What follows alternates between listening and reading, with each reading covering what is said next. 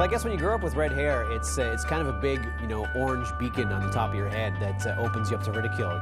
Kids look for anything to make fun of or point out as something different than them. When you're the only one with that big orange color on top of your cranium, it's like a target, basically. Everybody on some level got some kind of ridicule, right? But when you feel like you've been ridiculed by something that you had no choice over, you feel guilty about something that you didn't really do wrong, which is a weird thing to do to people.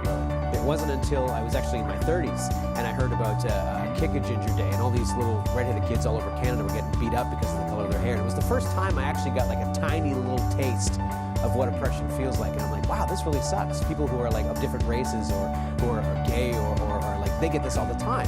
It was a tiny little sample, and that's when I pushed back and formed the karmic response, which was Kiss a Ginger Day. It was the simplest gesture. It couldn't have been easier. All I did was form a Facebook group and invited 8 redheaded friends of mine, and that's it. And this thing is just blown up. I guess every redhead has redheaded friends, and they felt the kinship of that. I'm really proud of what it's become, and just the fact that it was my idea, and it's popping up everywhere. And I'm really proud of how important it is to people. I'm sure there's some redheaded kid in some obscure town somewhere in the world who probably got a lot of joy out of this and probably felt connected and didn't feel like they had some weird birth defect. I will admit, in the early stages of growing up, adolescence, I wasn't fond of this hair color because I was told pretty enthusiastically that it's not the right color of hair I'm supposed to have.